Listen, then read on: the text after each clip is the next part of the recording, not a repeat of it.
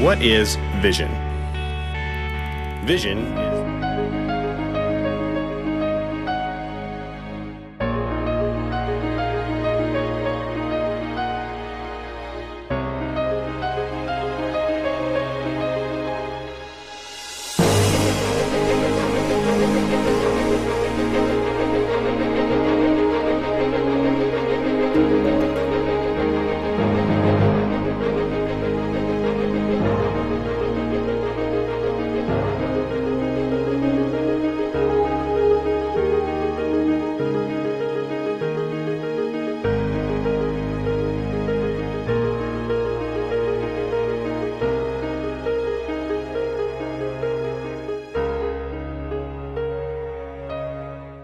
Baik, shalom.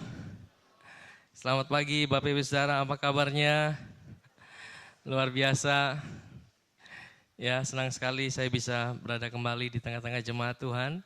Setelah kurang lebih 10 hari saya berada memimpin rombongan dalam perjalanan ke Israel, ke Holy Land. Ya, selama 2 minggu saya tidak ada di tempat ini. Senang sekali saya sekarang bisa berada kembali, sukacita di tengah-tengah jemaat Tuhan yang luar biasa. Amin. Saudara bersukacita pagi hari ini? Amin. Haleluya. Sebelum saya sharing kebenaran firman Tuhan, ya, saya mau tampilkan dulu beberapa foto, ya, selama saya ada di sana, supaya Bapak juga bisa tahu, ya. Kami berangkat bersama 12 orang, ya, tim yang kecil sebenarnya, tapi ini sebuah tim yang luar biasa. Kami boleh mengalami hal-hal yang baru, kami boleh mengalami dengan orang-orang yang baru, tempat yang baru, ya, pengalaman yang baru, dan sukacita yang pasti selalu baru setiap hari. Amin, ya. Karena tim ini kecil, 12 orang, bukan berarti tim ini 12 murid Tuhan Yesus, ya. Kenapa saya tidak mengatakan 12 murid Tuhan Yesus? Karena kalau 12 murid Tuhan Yesus berarti ada satu yang jadi Yudas. Wah, tidak enak nanti jadi Yudas, ya. Tetapi ini tim yang kecil, kami bersukacita, ya, dengan orang-orang yang sederhana. Ada beberapa hamba Tuhan juga bersama-sama dengan kami. Kami boleh menikmati sukacita yang luar biasa di dalam perjalanan. Kami boleh mengalami hal-hal yang baru, ya, di dalam perjalanan itu. Puji Tuhan, saya akan tampilkan sebentar saja foto-fotonya supaya Bapak Ibu Saudara boleh lihat. Ini adalah kami tinggal di Nazaret, ini adalah pemandangan kota Nazaret di waktu pagi hari. Ya, ini juga Nazaret, ya. Nah, ini di Danau Galilea. Ya, ada seorang fotografer di dalam tim kita. Ini kita ada di Danau Galilea. Dan ini kita di atas perahu di atas Danau Galilea, kita foto dengan bendera Israel. Nah, ini kita di Kapernaum Bapak Ibu Saudara, ya. Kapernaum ini adalah sebuah tempat yang luar biasa, namanya dalam bahasa aslinya Kefarnahum. Kefarnahum artinya desa Nahum. Ya, desa Nahum. Ini di tempat ini adalah sinagog, tempat Yesus seringkali mengajar di sini dan buat mujizat, Saudara. Yesus menyembuhkan orang yang tangannya lumpuh sebelah. Yesus mengusir setan di situ. Banyak terjadi mujizat di situ dan ini tempat yang spesial, Saudara. Kita doa di situ dan kita mengingat kembali bahwa Tuhan pernah lakukan perkara yang ajaib di tempat itu, ya. Puji Tuhan. Ini sisa-sisa reruntuhan dari kota Kapernaum. Wah. Nah, ini dia guide-nya. Kita ada di kota Nazaret. Nazaret ini adalah tempat di mana Yesus dibesarkan, Saudara. Ya, Yesus lahir di Bethlehem, tapi dia dibesarkan di Nazaret. Pelayanannya paling banyak di Galilea dan dia mati di Yerusalem. Wah, asik ya, Saudara. Ketika kita ke sana kita bisa tahu dari Galilea ke Yerusalem, kita bisa lebih ngerti, Saudara, ya. Puji Tuhan. Ya, ini tempat di mana Yesus dibesarkan di masa kecilnya. Ya, kita foto-foto di situ, ya. Bisa update status juga. Saudara, nah ini di kota Haifa, ketika kita mau ke Yerusalem kita akan melewati kota Haifa. Ya, ini pemandangan di kota Haifa. Saudara lihat dari puncak, kita bisa lihat laut lepas itu saudara ya. Laut lepas sangat indah sekali. Dan ini lagi ada penampakan lagi saudara. Saudara, ya ini kita mau masuk ke kota Dome of the Rock. Ya, kita sedang antri, kita mau masuk ke Dome of the Rock. Saudara tahu Dome of the Rock itu adalah tempat di mana Bait Allah pernah berdiri, saudara. Ya, Bait Allah pernah berdiri, tapi sekarang masalahnya di tempat itu sekarang sudah ada namanya Dome of the Rock dan Masjid Al-Aqsa. Jadi kalau bangsa Israel mau dirikan Bait Allah yang ketiga, sebenarnya mereka udah sangat siap, saudara. Mereka udah sangat siap. Cuma masalahnya kalau mereka mau bangun, berarti yang di atas ini harus diruntuhkan dan itu bisa terjadi perang dunia ketiga. Dan yang bisa membuat itu hanya antikris. Dan antikris saya percaya sudah ada dan dia yang bisa mendamaikan antara Israel dengan Palestina dan nanti Bait Allah itu akan berdiri. Karena firman Tuhan saya catat itu, Bait Allah akan berdiri. Ya, tapi kita sudah tahu, kita tidak lagi fokus kepada Bait Allah yang jasmani. Karena tahukah saudara bahwa siapa Bait Allah itu? Saudara dan saya adalah Bait Allah. Firman Tuhan katakan, tidak tahukah kamu bahwa tubuhmu adalah Bait Allah. Amin saudara. Nah, mereka masih merindukan Bait Allah itu terjadi. Ya. Nah itu saudara bisa lihat ada kubah emas. Ya. Kubah emas itu kita mau pergi ke tembok ratapan bisa lihat Dome of the Rock. Dan kali ini kita bisa masuk sampai Dome of the Rock dan bahkan sampai ke pintu gerbang Golden Gate. Yang lalu-lalu saya tidak sempat masuk ke pintu gerbang Golden Gate, tapi kali ini saya masuk sampai pintu gerbang Golden Gate dan saya bisa langsung lihat di mata kepala saya pintu gerbang itu di depan mata saya. Saya tahu kenapa pintu gerbang ini sangat penting. Karena pintu gerbang ini adalah pintu gerbang di mana Yesus masuk untuk terakhir kalinya ke kota Yerusalem melalui pintu gerbang itu sebelum dia disalibkan. Dan firman Tuhan katakan bahwa dia akan datang kembali seperti pada waktu dia itu. Jadi dia akan masuk kembali dari pintu gerbang itu. Nah masalahnya pintu gerbang itu sudah ditutup saudara. Pintu gerbang itu sudah ditutup oleh orang muslim. Ya, temboknya tebal-tebal, saya tidak ada fotonya, saya lupa. Nanti ada videonya sedikit. Itu ditutup tebal-tebal, mereka pikir gini, Yesus ditutup supaya Yesus tidak bisa masuk. Tapi mungkinkah Yesus tidak bisa masuk hanya karena ada ditutup dengan tembok yang tebal? Tidak bisa saudara. Dan mereka buat kuburan-kuburan di depan pintu gerbang itu. Saudara, di Yerusalem itu ada 12 pintu gerbang. Ya, dan pintu gerbang Golden Gate itu yang menghadap ke Indonesia. Dan itu sedang tertutup. Dan firman Tuhan katakan dia akan datang dari sebelah timur dan masuk ke pintu gerbang itu. Amin saudara, dan kita profetik di situ kita doakan bahwa tidak ada yang bisa menghalangi Yesus datang kembali untuk kedua kalinya. Yesus akan melewati pintu gerbang itu. Amin. Ya. Dan saya masuk ke situ saudara, wow ini luar biasa, suatu pengalaman yang jarang bisa didapatkan. Dari sekian kali saya pergi, baru kali ini saya bisa ke situ. Nah ini adalah kubur Yesus yang sudah kosong.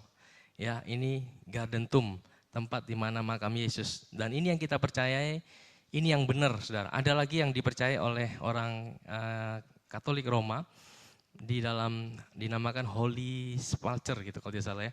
Itu tempatnya di dalam tembok Yerusalem. Nah, tidak benar saudara, karena firman Tuhan katakan dia disalibkan di luar tembok Yerusalem, di luar pintu gerbang.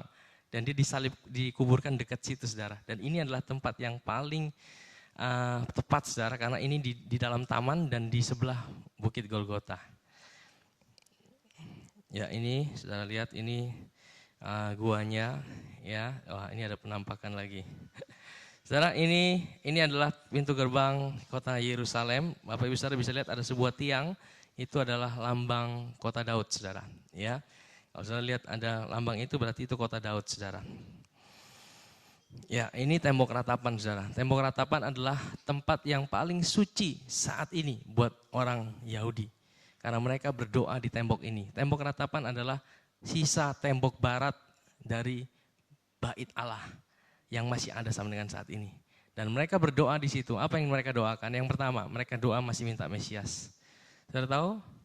Mereka masih belum percaya bahwa Mesias itu sudah datang. Tapi saudara saya sudah percaya, sudah tahu bahwa kita sudah punya Mesias yang sudah datang. Bahkan akan datang kembali. Namanya siapa? Yesus. Ya. Dan saudara lihat mereka berdoa di sini saudara. Ya. Saya tidak mengatakan bahwa Oh, doa di sana lebih manjur, doa di sini tidak manjur, saudara. Saudara, mereka masih berdoa di sana, mengharapkan yang pertama Mesias, yang kedua mereka mengharapkan bait Allah itu bisa dibangun. Kembali mereka, karena bagi mereka tempat berdoa itu harus di bait Allah. Sinagog itu hanyalah tempat untuk mengajar. Ya, saya baru tahu juga. Setelah di sana dikasih tahu, sinagog itu tempat untuk mengajar. Makanya Yesus mengajar di sinagog. Ya, bait Allah tempat mereka berdoa. Maka mereka sangat merindukan. Mereka mau bangun bait Allah. Ya. Nah, saudara lihat mereka berdoanya, waduh. Mereka pakai talit, mereka pakai kipah. Kenapa mereka pakai kipah? Seperti kopiah, ya, tapi mereka bilang kipah. Karena mereka bilang kalau kita datang pada Tuhan dengan kepala yang terbuka ini, kita seperti melawan Tuhan. Jadi mereka harus tutup kepalanya, itu tanda mereka menghormati Tuhan. Ya, dan mereka berdoa, saudara. Nah, ketika ke sini apa yang kita doakan? Kita berdoa supaya mereka boleh dicelikkan matanya bahwa Yesus Kristus adalah Mesias. Amin, Bapak Ibu Saudara. Amin. Ya. Next. Nah, ini tembok ratapan. Ya, ini kita masuk ke terowongan di bawah bait Allah, digali lagi oleh pemerintah Israel untuk membuktikan bahwa mereka pernah ada bait Allah dan mereka ingin bangun lagi bait Allah, sehingga itu digali semua, saudara. Saudara bayangkan ini terowongan kita di bawah, di atas itu adalah perkampungan orang Muslim. Orang Muslim di atas, kita jalan di bawah. Wah, bayangkan kalau harus bangun berarti di atas itu harus diratakan semua, saudara. Dan itu tidak mudah, saudara. Makanya mereka tidak pernah bisa berdamai, hanya antikris yang bisa damaikan. Nah, ini jalan Via Dolorosa, kita melewati jalan Via Dolorosa. Ya, ketika kita ke sana kita baru tahu, oh ternyata ketika Yesus malam perjamuan terakhir, kemudian dia turun ke lembah ke Taman Getsemani, dia melewati sebuah lembah namanya Lembah Kidron, dan dia berdoa di situ. Setelah berdoa di situ dia ditangkap, dibawa kembali, dia melewati lagi itu lembah sampai ke rumah Imam Besar Kayafas. Dari rumah besar Imam Kayafas dibawa ke tempat Pontius Pilatus. Nah, dari tempat Pontius Pilatus barulah dimulainya jalan salib, disiksa dulu di benteng Antonia. Setelah itu baru Tuhan Yesus melalui namanya jalan salib. Saudara bisa bayangkan ketika kita sana kita baru menemukan betapa beratnya penderitaan Tuhan kita. Amin, saudara, supaya saudara dan saya diselamatkan. Amin. Dia menderita supaya saudara dan saya boleh memperoleh kemenangan di dalam Tuhan. Ya. Nah, ini kita di Yeriko. Saya lihat saking panasnya sampai saya punya mata tertutup, saudara. Ini di bukit pencobaan di mana Yesus dicobai 40 hari, saudara. Panasnya luar biasa, ya. Ini 40 hari, saudara, bayangkan Yesus bagaimana dia naik dari bawah naik ke atas, saudara. Wah, itu tidak ada yang bisa naik, saudara. Itu pakai kereta, saudara. Kalau saudara lihat, itu di atas itu ada seperti dibangun kapel, ya, kapel, ya. Itu, tapi itu naik ke sana tidak bisa naik jalan kaki, saudara. Harus pakai kereta gantung, saudara. Nah, saudara bayangkan bagaimana Yesus pada waktu itu naik ke situ, tinggal di gua-gua selama 40 hari 40 malam, tidak makan, tidak minum, saudara. Dan dia dicobai, panas, saudara. Betul-betul panas, saudara. Ya, ini masih musim tidak panas. Nanti kalau saudara bulan 6, bulan 7, itu puncaknya panasnya bisa 50 derajat, saudara. Ya.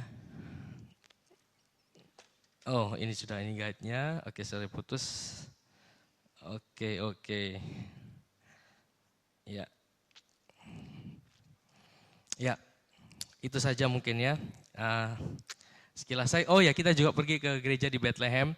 Ada beberapa jemaat yang titip persembahan untuk sana, kita salurkan ke sebuah gereja namanya gereja karismatik. Dia gereja orang Arab, gembalanya orang Arab, tapi dia Kristen, saudara. Kebanyakan gereja di sana adalah gereja-gereja Katolik, saudara, Ortodoks. Nah, ini orang Arab tapi dia karismatik, saudara. Nah, saudara tahu, bayangkan betapa susahnya kekristenan yang sejati di tanah Arab. Di hadapan orang Israel, dia digencet, saudara. Tapi karena bayangkan dia tinggal di Bethlehem, setiap kali harus ke Israel harus melalui checkpoint. Bayangkan ketatnya Israel itu. Kita merasakan ketika kita tinggal di Bethlehem, kita mau keluar itu susah, saudara. Waduh, betapa kerasnya. Nah, tapi di hadapan orang Arab, dia dibenci karena dia mengakui Alkitab itu perjanjian lama, perjanjian baru, Israel sebagai bangsa pilihan. Nah, dia dibenci sama orang Arab. Saudara tahu, bayangkan 14 kali gerejanya dibom, saudara. 14 kali gerejanya dibom dan dia pernah satu kali kena tembak, tapi tidak mati, saudara. Dan dia share, dia kesaksian sama kita, dan kita ke sana, kita support layanan di situ.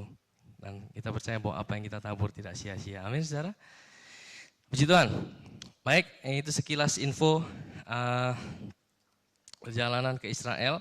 Pagi hari ini saya mau share tentang, tadi pagi saya share tentang khotbah di Bukit Bahagia. Ya, tapi siang hari ini saya mau share